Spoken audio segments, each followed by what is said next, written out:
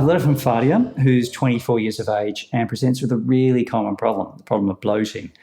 And this is a very common problem that we see in gastroenterology. Fadia's been bloating mostly through the day. Sometimes she wakes up even at 2 o'clock in the morning with a bit of discomfort, and she might move her bowels and the bloating eases off a little bit. She feels more comfortable, but it's really impacting on her quality of life. So it's a common problem we hear in gastroenterology, and what we need to just review is why we bloat. So the intestine's a hollow organ, and the only thing that can bloat inside you is that hollow organ. The liver and the spleen, the kidneys are all solid. They don't bloat, but the intestine can. And if it bloats, you'll feel that. And that bloating or distension occurs because there's fermentation of what you've been consuming, foods you've been consuming. And we'll come to that in a moment. Or it can bloat and distend because you're a little bit constipated. Sometimes a combination of both things.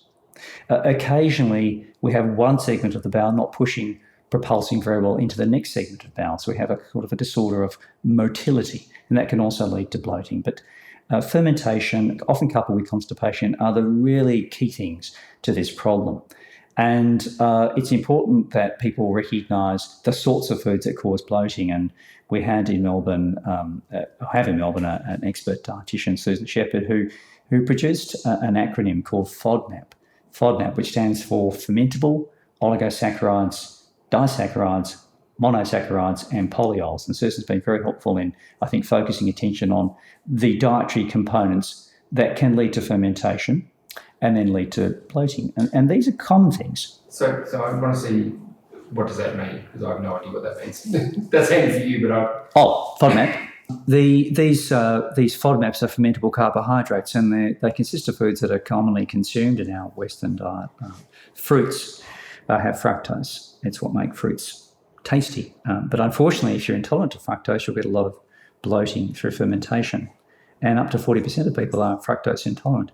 Lactose is in dairy products, particularly milk and cream and chocolate and so forth. And if you're intolerant to lactose, then you're going to get bloating and discomfort, sometimes also with bursts of diarrhea. Other foods like onions and garlic have fructose-like molecules called fructans. Watermelon has fructose in it. It's very, very common to have some element of these foods in our diet. And unfortunately, if you're consuming them, you'll get potentially quite significant bloating. So dietary inputs are very important. And some people are also inclined, we'll ask Nadia this question, to consume foods that you would perceive as being very healthy, like muesli and other high-fibre cereals. Unfortunately, they have nuts, dried fruit full of fructose, and they do tend to ferment quite a lot. So it's important we carefully review the diet. What seems to be a very healthy diet might in fact be counterintuitively not so healthy in this instance. And then we need to also address the situation of the bowel habit. Are we constipated? Are we moving our bowels daily or even second daily? With constipation, we're thinking about just 3 bowel motions a week. And a lot of patients, like Nadia, are a little bit on the constipated side. So if they have material sitting inside their bowel, it's fermenting away. They're often told to increase their fibre intake, but when they do that, there's more fermentation occurring and they get more bloating from that. So one of the things we want to do is to look at the diet, change it around a little bit, get the bowel emptying more effectively by using perhaps even some gentle laxatives, trying to get a routine where the bowel can be emptied and decompressed and emptied adequately daily or second daily. We might use some antispasmodic products. These are drugs that relax the gut. You may have heard of Buscopan, for example. Donatabs, there are quite a few of these sorts of products. Peppermint tea has an effect of relaxing the gut. And this is the approach that we take to help. There are ways of establishing whether we are intolerant to fructose or lactose or other forms of dietary sugar.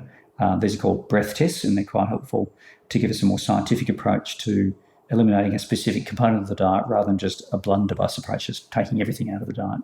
So breath testing is also quite important.